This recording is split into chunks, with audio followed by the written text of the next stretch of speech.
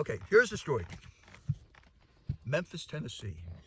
Early 60s, like 61. These two white people, right? I hate to get color into it, but they were white. And he was a banker, but he loved to play the fiddle, so he liked music. And the woman, his sister, had some kids, married and all, but they all knew about the grandmother that wrote this record, Heartbreak Hotel, for Elvis Presley.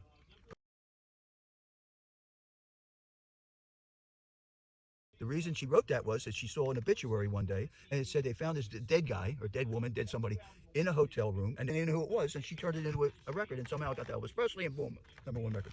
Now, they had a little music in them. Now, so they decide they're going to open a studio. But they don't have that much money. The only place they could open it was in a black neighborhood, black area, cheaper rent, and they took over a movie theater that was either closing or about to close or closed or something, okay? And that was called the Satellite Theater. So they decided to call the label Satellite.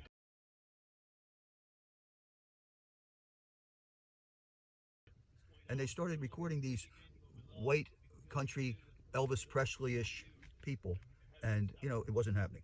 But they were doing it. They didn't know what they were doing. And one day this black guy walks in and says, "What the hell's in here? What is this place?" He said, "Oh, we're trying to make records and all that stuff." He goes, "Well, how's things?" No, I'm sorry. Then he says, "Well, we don't do black." No, he's not saying a bad thing. He just says we do country. And he said, "Well, let me tell you something. I got a daughter, just wrote a song, okay?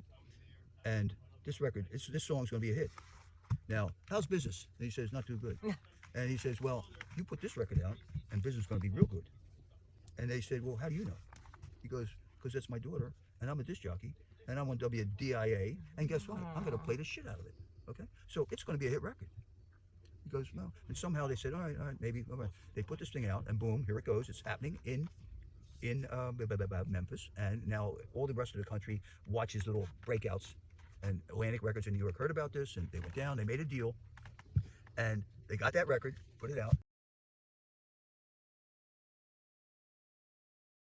It's called Gee Wiz by Clara Thomas, 1961. Big hit, great record. But they also signed that they would distribute anything else that they came out of that thing. They little small words, real small. Turns out that the band that made these records, there's 2 white guys and 2 black guys that were in the band. These guys were making hit records, and they couldn't go anywhere because you couldn't be white in a black neighborhood, and you couldn't be black in a white. Nobody would hire you, and you can't be together because there's prejudice. Memphis was a very rough town for black and white. There was a band that were somewhat popular in Macon, Georgia, called, hold on, Chuck, that had a little. They were in clubs and they were starting to make noise. Nice shoes. So anyway, I didn't get to yoga today. So here's what happens. The Pine Top or something. I can't remember. All I know is these guys decide, you know what we need to do? We need to go to Memphis and make records. We're going to go to Memphis. Get everybody, and they got a big car, filled their instruments up and everything, and they drive to Memphis. Okay? Okay. Now, they get there, and they set it up, session, I guess, whatever. And the guy who drove them there, is, he's not part of it. He's their valet, and he's watching everybody that's doing all this, and he realizes that's an important person. He's seeing who's calling the shots and everything. So he goes up to every one of them. He says, "Listen, I'm a singer. I would like to make a record." He's not supposed to be saying that. It's the other band, right? But he's bugging up crap out of him. He's everywhere. So when this whole thing was all done with this, they said, "You know that guy that's driving everybody nuts? There's a little time left on the session. Let's cut the kid, okay? Let's cut him. Bringing the instruments in and all that shit." Excuse me. He was the roadie. Stop cursing. Yeah, he's a roadie. Perfect. You're stopping cursing? Yes, as of now. So here's what happened. They cut him. Now everybody goes home, back to Macon, Georgia. So they're listening to the tapes, and that group, Johnny Jenkins and the Pine Top. Did you ever hear of them? No. There's a reason. So they listened to they played the shit back, and they said, "This is shit. These guys are zero." But that kid ain't bad. They put the record out. Okay? That record that he wrote, they put that record out, and what do we got here? Get up here, baby. The magic reveal. This was that record. Here it comes. It's called "These Arms of Mine" by a man named Otis Redding. What?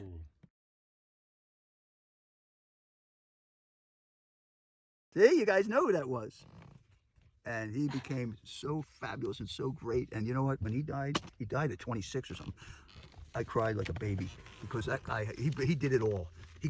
Everybody got into him. I don't care what color you were. So that was the beginning of Otis Redding. Wow. You like that story? Oh, I just got chills from it. Well, also That's because you don't have your sweater on. I know because. Oh. No, That's but what? Is that what's good? the moral of the story here? So what have we learned on this? You know what? Talent's important, but you know, perseverance, and you know what? How bad do you want it? That's real big. Timing is everything. You know, if he didn't drive there and the other guys turned out to be crap, but he didn't have to go. He could have stayed home and nothing would ever happen, maybe. Ooh, that just gave me chills. Oh, you like it? That's my story Yeah, of the day. yeah. Wow, Otis Redding.